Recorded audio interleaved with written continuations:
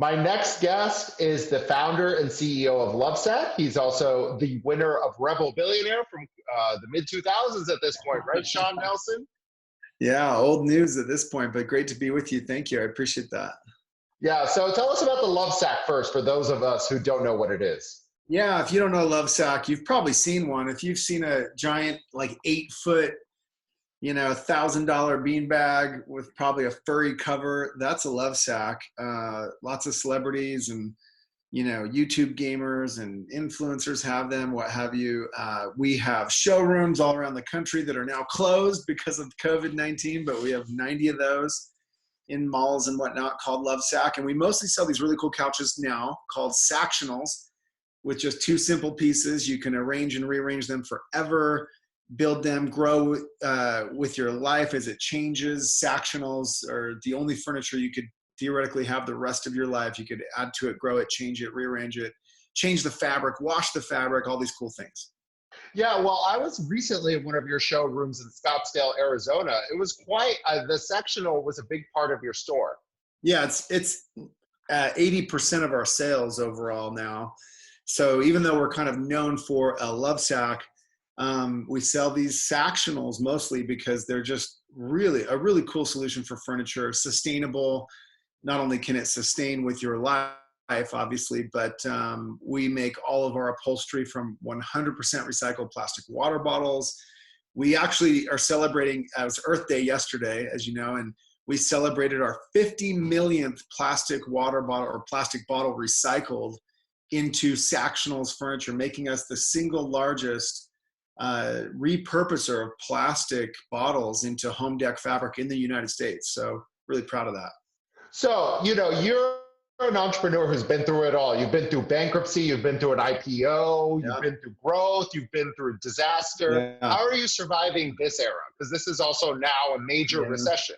Yeah, I mean, we are a poster child for it. We've closed 90 showrooms, which represented 80% of our sales going into the crisis. Thankfully, we have the only FedExable solution for couches. Sactionals also can be FedEx to your door. And so our website, thankfully, has picked up the slack. It's grown by 400% in its share of business, essentially replacing most of our showroom sales, not all of it. And sadly, we weren't able to take advantage of the government assistance yet. We had too many employees going into this.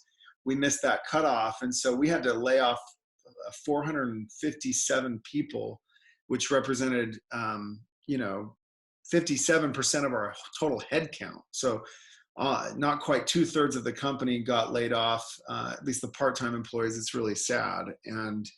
But thankfully, the company is doing well through the crisis because of these actions that we've taken, and we'll survive to thrive another day.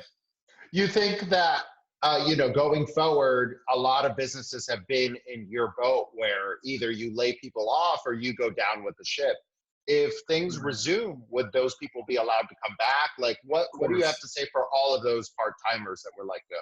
Yeah, thank you. I mean, in fact, the meaning of a layoff connotates the idea that they can be called back, and that's the point, right? And the point is to preserve the business for as many employees as we're able to, but also to preserve the business so that we can thrive on the other side of this and even through it. And so, absolutely, the showrooms will reopen.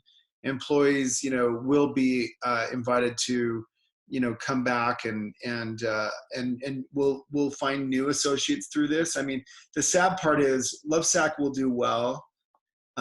There will be chapter 11 after chapter 11. We bankruptcy. Go into this, bankruptcies. We happen to go into this with a lot of cash on our books. We're a public company. We were able to raise money before this.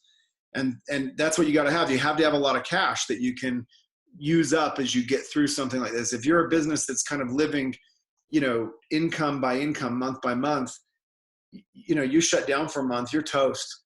And it's going to be good for those who survive because there will be less competition, this and that. We will go through some kind of recession.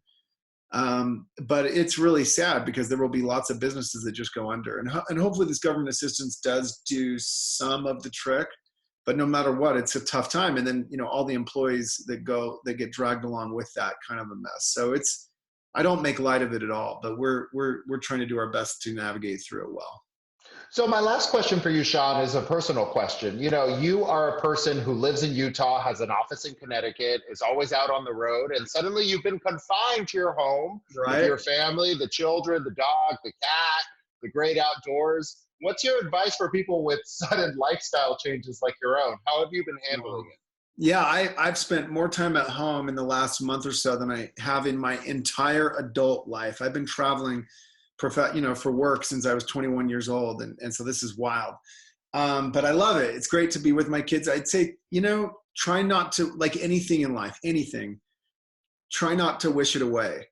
We'll go back to normal and maybe miss some of this home time, maybe miss some of this cooking time, maybe miss certain aspects like anything. It's easy to wish things away. And so while we do want to see the economy recover and whatnot, this is a unique time. We're living history together. This hopefully will never happen again just like this. And so while there's a lot to put up with, there's a lot of downsides to a lot of these things.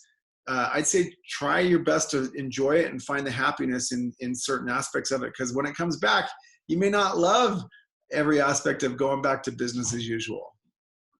You know what's interesting, Shawn, and I just thought of something I was reading the other day because you were on Richard Branson's show. Richard Branson asked for a bailout and you didn't. Did you ever think there'd be a point where your mentor was asking for a bailout and you weren't? Wow, that's funny. I hadn't thought about that. Yeah. Well, look, I'm not running an airline or employing thousands, but we do hope to get bigger even someday. And that's funny. Yeah, we listen. If the government offered me free money, I would take it. We just didn't fit the requirements this time. But we'll survive on our own. And I appreciate you guys doing what you do from home and keeping people informed.